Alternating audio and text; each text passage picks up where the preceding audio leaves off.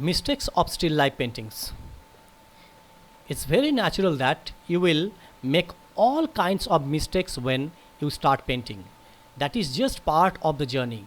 Making mistake is not an issue in painting. Rather, it's a process of identify the mistakes and learn from them. The problem when you are a beginner is that you will not be able to see most of the mistakes you make.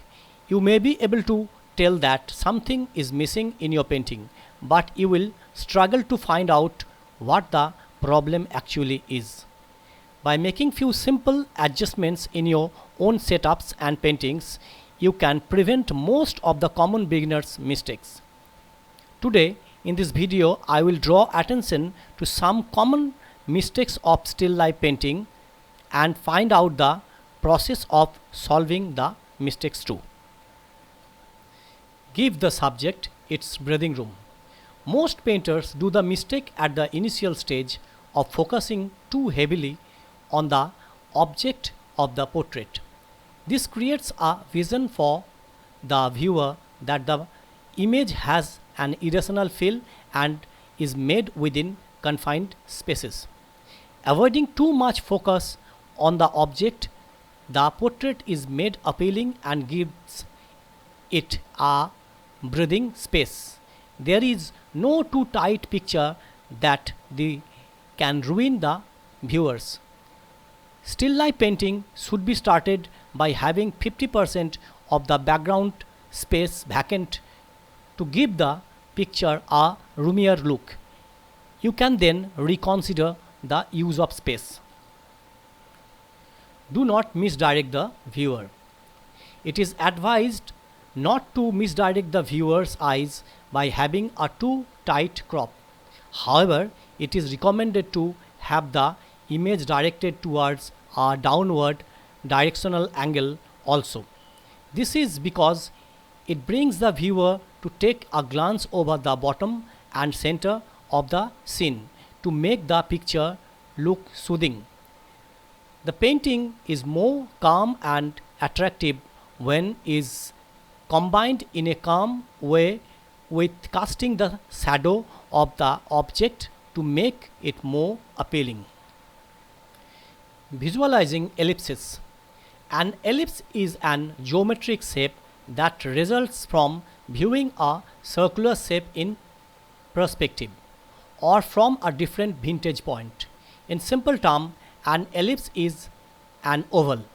Depending on the vantage point of the viewer, an ellipse results from the distortion of an object that is circular in shape. Making the viewer aware and exaggerated over the main color, texture, quality of the painting product makes the canvas look realistic and gives a reason to the sketch to be more engaging. The shape of the painting matters a lot and small changes in it can make or break the painting's look. Classical view. The natural tendency of a picture is to give more views with a look inside the picture. However, to make it more alluring, the still life painting have to be wider for better views. To design the portrait to offer a strong perspective, the sketch has to be subtle and one that describes the picture in detail. Classical view of painting is when the bottom of the depiction is wider, the picture gives detail about its inner self and is attractive and engaging to the onlooker. Go for the elevated view. A high eye level in perspective drawing focuses more attention on the middle and distance area of a picture. Consequently, you have a restricted view of objects that are close as you are essentially looking down upon them. Every painter wants her or his painting to give an elevated view so that it is easier to understand the picture. Paintings having elevated views develop a shadow that is wider and more confined. The light source of creation also changes it much and makes it appealing in many ways that may many times go unnoticed. Palette. Choosing the wrong palette can bring color chaos and can result in wrong painting method.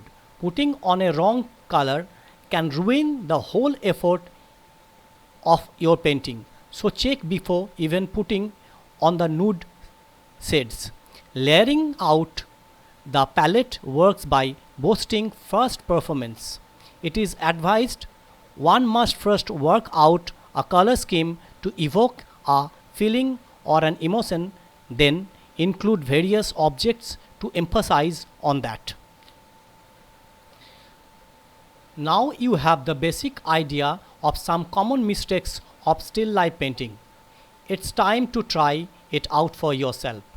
Have a look back at some of your still life drawings or paintings and see if you can spot any of these mistakes that can be easily tweaked. Hope this video will give the essential guidelines which will help you to find out the mistakes of your still life painting and the process of solving the mistakes. That's all for this video. Thank you.